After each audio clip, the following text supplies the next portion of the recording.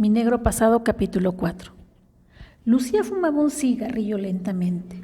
La sesión de fotos con María le había alborotado la memoria y aprovechando que se había quedado sola, salió al porche para sosegar sus recuerdos.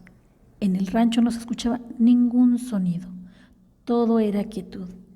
Esa solitaria tarde invernal le brindaba el ambiente ideal para mantener los párpados cerrados y poder pensar en Felipe sin sobresalto ni distracción alguna.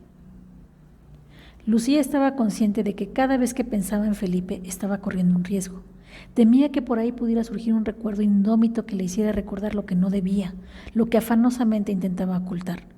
No contaba con la llegada de las remembranzas, las que no hacen ruido, las que no anuncian su llegada, las que lo atrapan a uno totalmente desprevenido y por eso resultan ser tan devastadoras. Solo se necesita un pensamiento, uno solo, para que todo el mundo se derrumbe y junto con él se vengan abajo la escenografía, los telones, las máscaras y surjan de ultratumba los muertos, los fantasmas y con ellos todo lo que permaneció enterrado, oculto atrás de una sonrisa. De esas sonrisas socarronas que esconden la culpa. Esa tarde Lucía aprendió que no basta con mantener la boca cerrada para que los secretos permanecieran mudos. Lucía olvidó que los olores no se pueden silenciar, hablan con fuerza, rompen muros y saltan a la superficie a la menor oportunidad. Un aroma a lavanda proviene de su huerto. Se filtró por su nariz y la obligó a rememorar el olor de la barba recién rasurada y perfumada de Felipe. Ella era quien diariamente lo ayudaba a realizar esa difícil misión, ya que tenía una barba muy cerrada. El agradable olor de la lavanda vino acompañado de un penetrante olor a sangre fresca, con lo cual Lucía se dio cuenta de que estaba sola, pero no a salvo.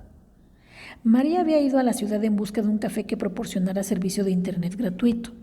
Al llegar al sitio, María de inmediato subió las fotos de sus antepasados a su Facebook y se dispuso a esperar alguna reacción mientras se comía un pastel de chocolate. No fue una larga espera.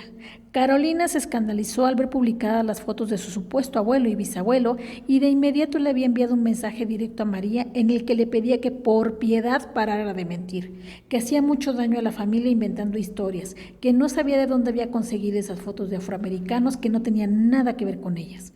Le exigía además que las bajara inmediatamente y dejara de atormentar a toda la familia. María se prendió con la respuesta, así que le había llamado por teléfono a la abuela para informarle que estaría un buen rato intercambiando correos bélicos con su hermana y que tardaría más de lo planeado en regresar. Afortunadamente, Lucía había tomado sus precauciones. Consideró que no era conveniente dejar a María conducir en ese estado emocional en el que se encontraba. Así que la había mandado a la ciudad en compañía del chofer y de Chencha. Uno que para que manejara el vehículo y la otra para que le ayudara a cuidar el niño mientras ella daba rienda suelta a su furia. La entendía, vaya que la entendía. Ella se había casado con un mulato que aparte era su primo y tuvo que enfrentar muchas situaciones similares o peores. Claro que en esos tiempos no había internet y los fenómenos de agresión y odio no se volvían virales, pero para el caso era lo mismo, uno sufría y punto. Recordó las miradas cargadas de desaprobación que recibió la primera noche en que bailó con su primo. Felipe acababa de llegar a la Ciudad de México, proveniente de Chicago, y todo en él resultaba atractivo. Bueno, al menos para Lucía. Los cuchicheos entre los invitados a la fiesta no paraban. Casi en secreto se comentaba que Felipe era el nieto de Gertrudis, la generala, y si a alguno le fallaba la memoria, solo tenía que mencionar la que se fue encuerada a lomo de caballo, y enseguida todos sabían de quién estaban hablando. Sorprendentemente, la importante participación de Gertrudis en la lucha armada resultaba irrelevante y pasaba a segundo plano ante la poderosa imagen de la mujer desnuda que ya era parte del imaginario colectivo.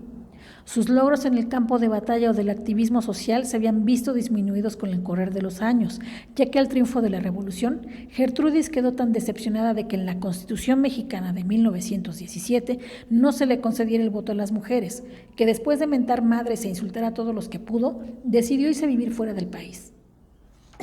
Se mudó a Chicago con la intención de colaborar con las mujeres sufragistas.